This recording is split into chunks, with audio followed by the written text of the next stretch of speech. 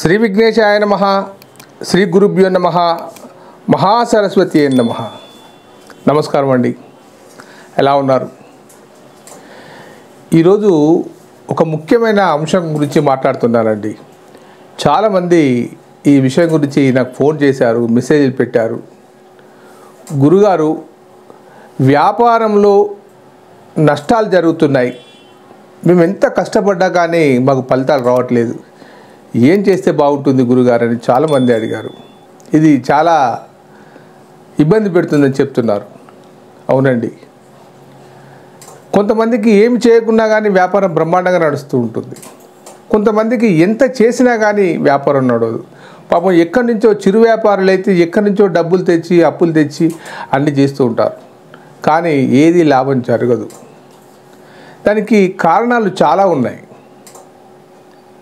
కొన్ని విషయాలు నేను చెప్తే మీరు దాన్ని విచిత్రంగా అనిపించవచ్చు, అయినా చెప్పక తప్పదు.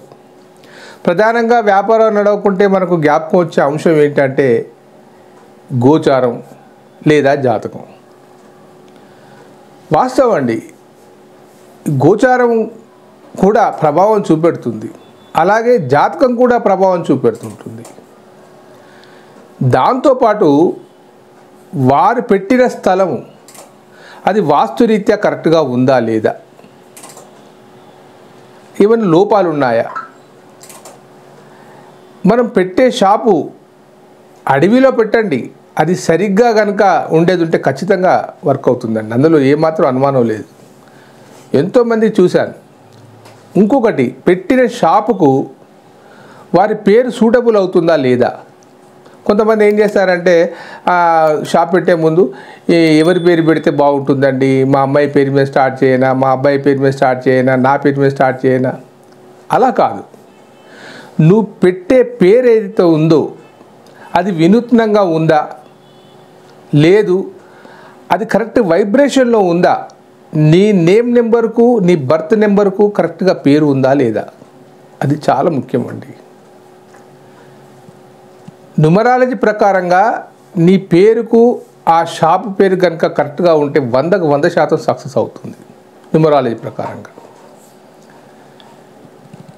ఇక అది లేదు, దైవాన్ని నమ్ముకొని చేస్తున్నాను నేను, ఆ న్యూమరాలజీ పక్కకు పెట్టండి అని అనుకున్నారనుకోండి, సరే దానికైనా మీ యొక్క కులదైవం పేరన్న కనీసం పెట్టుకొని అతన్ని నమ్మి సరిగ్గా కనుక వెళ్ళేది ఉంటే ఖచ్చితంగా ఫలితాలు ఉంటాయి.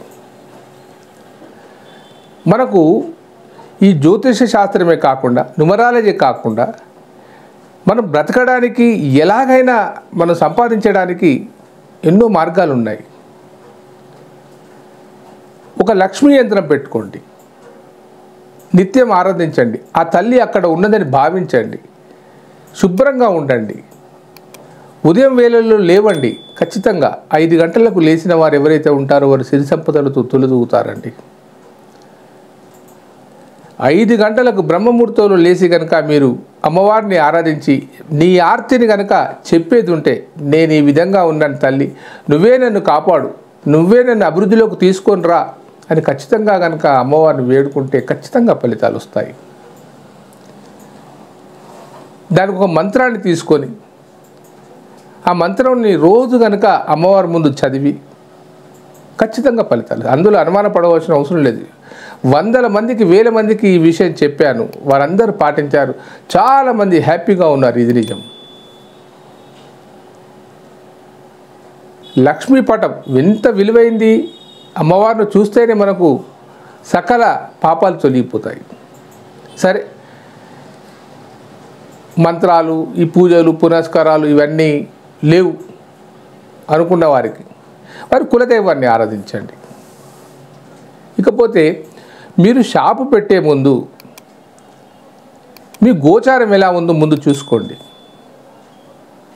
గోచారం కనుక సరిగా లేకుండా ముహూర్త బలం లేకుండా పెట్టేది ఉంటే ఖచ్చితంగా మీ షాపు దివాలా తీస్తుంది. సరైన గోచార సమయంలో ఉండాలి, మంచి ముహూర్తంలో ఉండాలి, ఉదయం 5 గంటలకే నిద్ర లేవడం అలవాటు చేసుకోవాలి, అమ్మవారిని పూజించడం నేర్చుకోవాలి. పటం కాదు అక్కడ పెట్టింది, ఆ తల్లి మన దగ్గర ఉన్నదని భావించాలి. ఇకపోతే మనం పెట్టే షాపు అది ఏ దిక్కులో ఉండాలి, ఏం షాప్ పెడుతున్నాము, ఇలాంటి వసతులు కలిగించాలి, వాస్తురీత్యా ఏమైనా దోషాలు ఉన్నాయా అవి కూడా చూసుకోవాలి. ఎవరికైతే వ్యాపార అభివృద్ధికి కావాలనుకుంటారో, ఎంత పెట్టుబడి పెట్టినా, ఎంత షోకేసులు చేసినా, ఏ విధంగా కష్టపడ్డా కానీ మనం ముఖ్యంగా గృహిణిని గౌరవించాలి. ఆ వ్యాపారస్తుడు ఎవరైతే ఉంటారో తన భార్యను గౌరవించాలి. పరుషవాక్యాలు మాట్లాడకూడదు. ఖచ్చితంగా ఇంకా అభివృద్ధిలోకి రావాలి అని అనుకున్న వారు ఎవరైనా ఉంటే ఒకసారి మీ జాతకాన్ని పరిశీలింపచేయండి. నీకు అసలు వ్యాపారం పని చేస్తుందా, పని చేయదా ఖచ్చితంగా తెలియజేస్తుంది. అది కొంతమందికి వ్యాపారాలు అచ్చురావు, వేల రూపాయలు, లక్షల రూపాయలు నష్టపోతూ ఉంటారు. కొంతమందికి వ్యాపారం ఇట్లా ప్రారంభించగానే చిన్న బడ్డీ కొట్టు నుంచి వెళ్ళి పెద్ద పెద్ద షాపులు అయిపోతాయి. నా అనుభవంలో బాబు నీకు ఇది పనికిరాదు, ఈ వ్యాపారం పనికిరాదు. ఒక అతను నా దగ్గరికి వచ్చి అడిగాడు, నేను బంగారం బిజినెస్ చేద్దాం అనుకుంటున్నాను అన్నాడు. నీకు అనుభవం ఉందా అన్నాను. 20 ఏళ్ళ అనుభవం ఉందన్నాడు. నేను షాప్ పెట్టుకుంటానన్నాడు. నేను చెప్పాను ఎంత అనుభవం ఉన్నా కానీ నీకు ఈ వృత్తి పనికిరాదని చెప్పాను. దాదాపు ఒక 50 లక్షల రూపాయలు నష్టపోయాడు. నా అంచనా ఎప్పుడు మిస్ కాలేదు.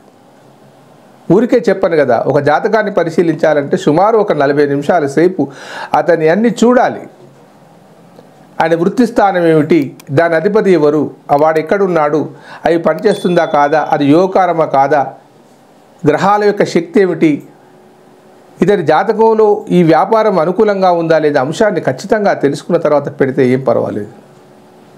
ఇక తప్పదు, నేను ఖచ్చితంగా పెట్టాలి, ఆ వ్యాపారమే చేయాలి, అభివృద్ధిలోకి రావాలంటే ఏం వ్యాపారం చేయాలి తెలుసుకోవాలి. పూలమ్మే చోట కట్టెలమ్మితే పనికిరాదు కదా. అవసరం మేరకే నడుస్తుంది.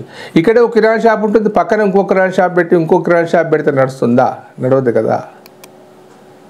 తర్వాత తన మాటలు ఎంతో సౌమ్యంగా, గౌరవనీయంగా ఉండాలి. అవన్నీ భౌతికంగా చేసుకుంటూ, దైవారాధన చేసుకుంటూ, అమ్మవారిని పూజించుకుంటూ, గోచారం వచ్చినప్పుడు దాని గ్రహ యొక్క పరిస్థితి తెలుసుకొని ఆ గ్రహాన్ని ఆరాధించుకుంటూ పోతే ఖచ్చితంగా 100కు 100% అవుతుంది.